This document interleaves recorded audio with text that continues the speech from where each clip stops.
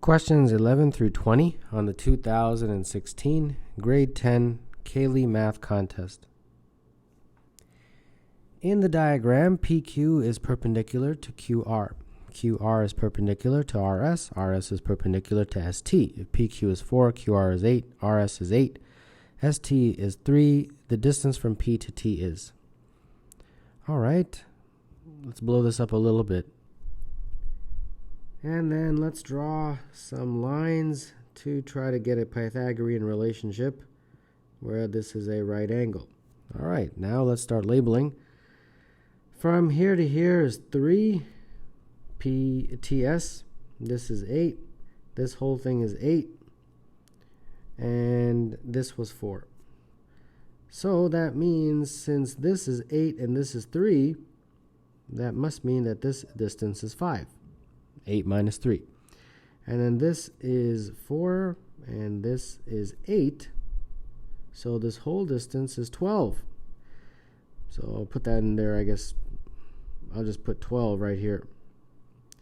So PT, obviously, according to Pythagoras, is 5 squared plus 12 squared.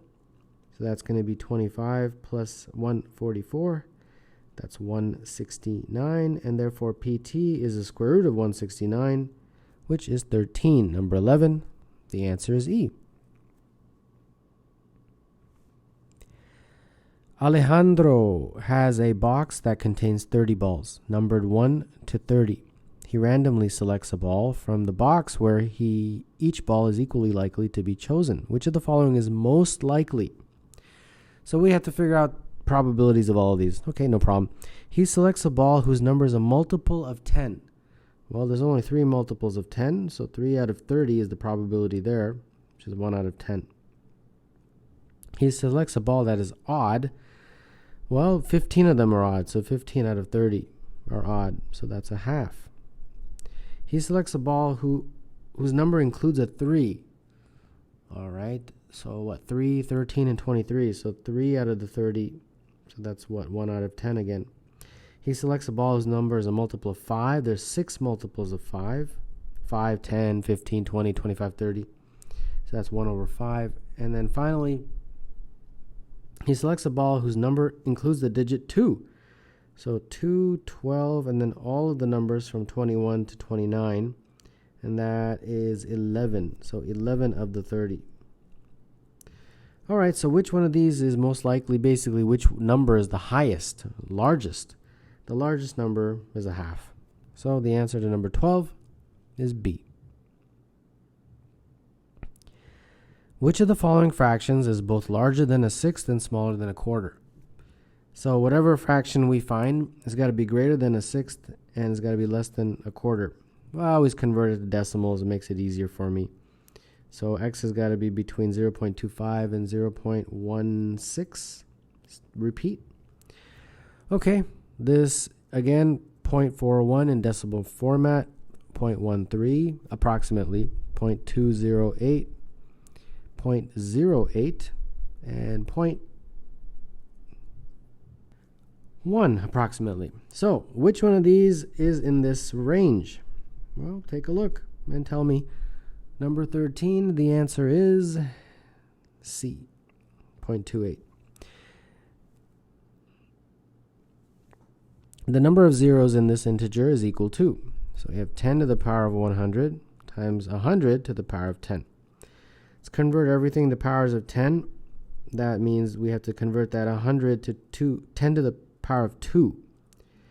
So this just remains the same for now, but the 10 to the power of 2 to the power of 10, you multiply the exponents, so you get 10 to the power of 20. Now you add the exponents, so it would be 10 to the power of 120, and there you go.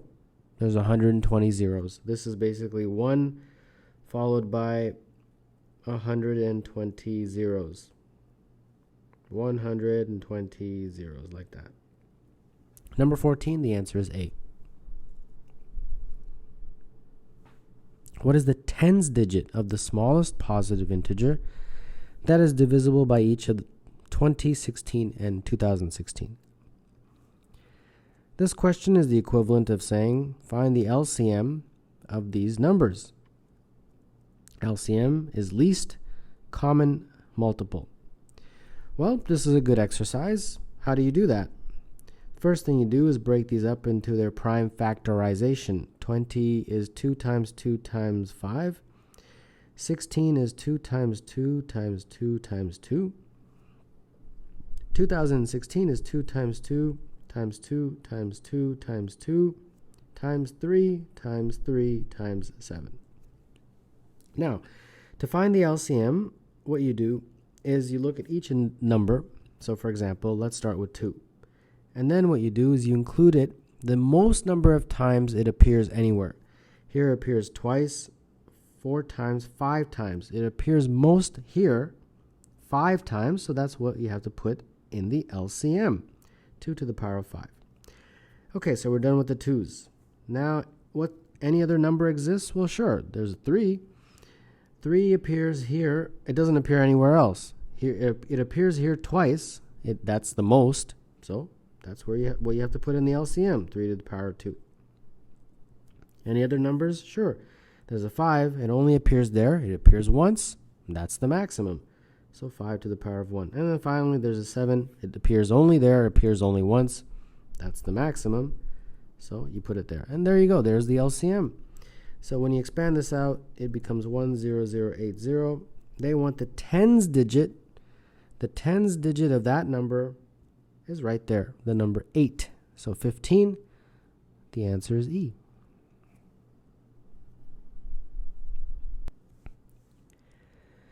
The triangle shown is reflected in the x-axis, and then the resulting triangle is reflected in the y-axis. Which of the following best represents the final position of the triangle? All right. First, let's reflect it in the x-axis. And when you do, it will look something like this. And then reflect that in the y-axis, and when you do, it will look something like that. So now we have to look at the answer choices and see which one looks like this. And I believe the one that matches the best is D for number 16. In the diagram, the perimeter of the square PQRS is 120, and the perimeter of PZS is 2x. Which of the following expressions in terms of x is equal to the perimeter of pentagon PQRSZ? Well, the perimeter of the square is 120, so if each side is s, that means 4s is 120, s is 30. So this is 30, this is 30, and so on. Now, they're saying the perimeter of this triangle is 2x. So, written out, it would be PZ plus ZS plus 30 is equal to 2x. Okay? And then they want you to figure out the perimeter of this pentagon, 5-sided shape. Well, that perimeter would be 30 plus 30 plus 30 plus PZ plus ZS, correct? Well, PZ plus ZS is here. We can isolate for that. PZ plus ZS is 2x minus 30. So let's substitute that there. So this looks like 90 plus, this is 2x minus 30. So that's going to be 60 plus 2x. And that's it. So number 17, the answer is C. When 3 positive integers are added in pairs, the resulting sums are 998, 1050, and 1234. What is the difference between the largest and smallest of the 3 original positive integers? So let those integers be a, b, and c. When they're added in pairs, a plus b, b plus c, and a plus c. And those are equal to 998, 1050, 1234. Now, we have to obviously solve for a, b, and c. 3 equations, 3 variables. You can definitely do that. So from the first one, let's isolate b is equal to 998 minus a. From the third one, let's isolate c is equal to 1234 minus a. And then let's substitute those two into this. So you get 998 minus a plus 1, 2, 3, 4 minus a is equal to 1050. So now let's bring this down here. So this looks like, when we do the math, 1182 is equal to 2a, and therefore a is equal to 591. We can therefore sub it back into there, get values of b. B will be 407. Sub it into here, get values of c, and that would be 643. All right, so a is equal to 591, b is equal to 407, and c is equal to 643. So they want the largest and the smallest, the difference between those two. The largest is 643, the smallest is 407. The difference is 236. Therefore, number 18, the answer is E.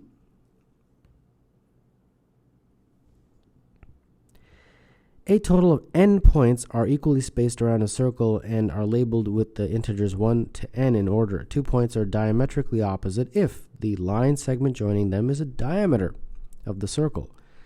If the points labeled 7 and 35 are diametrically opposite, then n equals. All right, let's figure this out. Here's a circle, and they are saying that 7 and 35 are diametrically opposite. So that means when you draw a line from one to the other, that represents the diameter. Now, the numbers, I don't know, let's see here. Let's say 1 started there, 2, 3, 4, 5, 6, and then obviously 8, 9, 10, and so on. 33, 34, and then 36, and so on, all the way till you get to this n. So how do you figure this out? Well, all the numbers on this side, right, would be the same in terms of how many numbers there are on the other side. So these guys just leave alone. These are the ones that are sort of diametrically opposite. But we are just concerned about what's on either side. Well, on this side, these guys are the numbers 8, 9, 10, and so on, all the way up until 33, 34. Now, how many of those numbers are there? Well, 34 minus 7.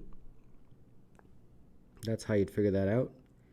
And that is 27. So there's 27 numbers on this side. Therefore, there's got to be 27 numbers on that side. So on that side, the numbers are 1, 2, 3, all the way up until 6, ... And then 36, 37, ... all the way up until n. And this total has to be 27. Okay. So that means these guys must be 21, since this is 6. So that means n minus 35 has to be 21. And therefore n is 21 plus 35, which is 56. And I believe that should do it. So number 19, the answer is C.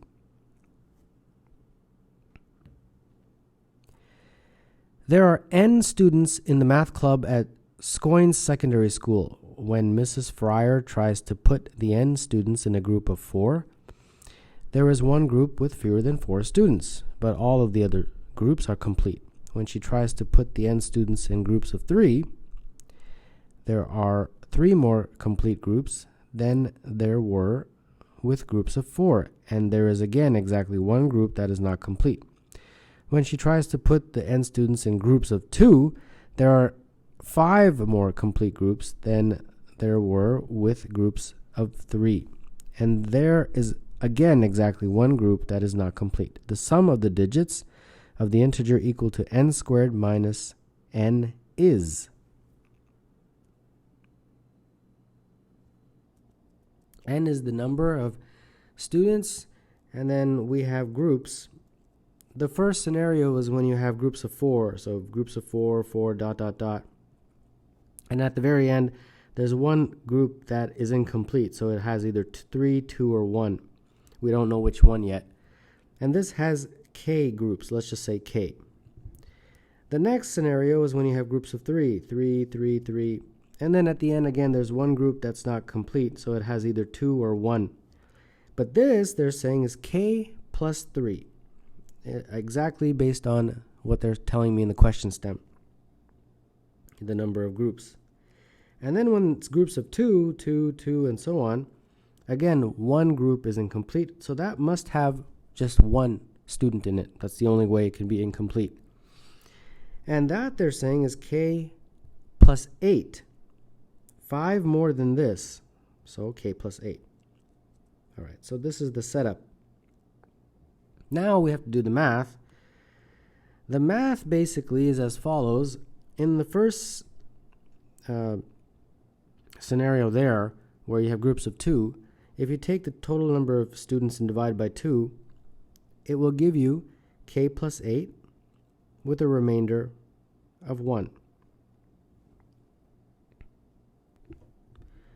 And in a very similar way, if you do the same thing for this group here, this scenario I should say, it would be n divided by 3 is equal to k plus 3 with a remainder of 2, or n divided by 3 is equal to k plus 3 with a remainder of 1, because there's two possible choices. We don't know which one. So let's work with this. Let's see what we get. Okay, so the first one, this is definitely the only one. So that means n is equal to 2k plus 16 plus 1. So that means n is equal to 2k plus 17. All right, so now let's figure out what is the value of n and k. First, I'll try this. If my answer makes sense, perfect. If it doesn't, I'll come back and try that. So using this guy here, that gives me the following. N is equal to 3k plus 9 plus 2. So n is equal to 3k plus 11. All right. So this and this can be equated since they're both equal to n.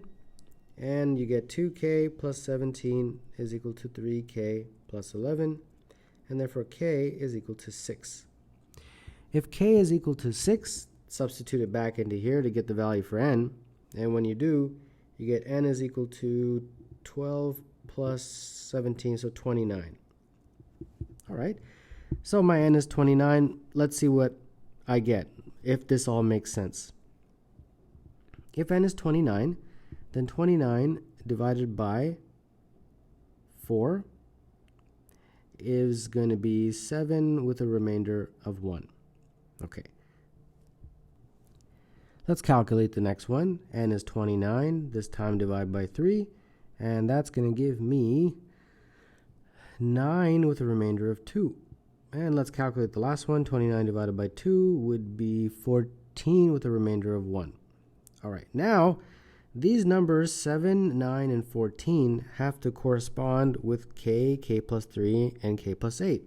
And unfortunately, they don't. K is 7, k plus 3 would be 10, but here k plus 3 is 9, so it didn't work. No problem. That's what trial and error is all about. Basically what it means is that this guy was wrong, so it must mean that this one is the right one. Okay, so we do the same thing, but with that other choice right here. So n over 3 is k plus 3 with a remainder of 1. So that means n is equal to 3k plus 9 plus 1. So n is equal to 3k plus 10. And n was equal to 2k plus 17 from this calculation. So that means 2k plus 17 is equal to 3k plus 10. So that means k is equal to 7. All right. If k is equal to 7, then plug it back into here to get a value for n. And when you do, you get 31. All right, so 31 must be the value for n, but let's just verify, just in case we did something wrong, and I sincerely hope that we didn't. All right, so let's verify n being 31. 31 divided by 4 is 7 with a remainder of 3. 31 divided by 3 is 10 with a remainder of 1, and 31 divided by 2 is 15 with a remainder of 1. So this is my k. This is my k plus 3. And this is my k plus 8. And do these numbers all match up? They do. Yes. All right, perfect. So n is 31. So now, if you forgot, because sometimes these questions are so long, they want me to figure out the sum of the digits of n squared minus n. Okay, well, we had n equal to 31. So n squared minus n would be 31 squared minus 31. And that number is 961 minus 31, which is 930. The sum of the digits of that number would be 9 plus 3 plus 0, which is 12. Number 22, excellent question. The answer is B.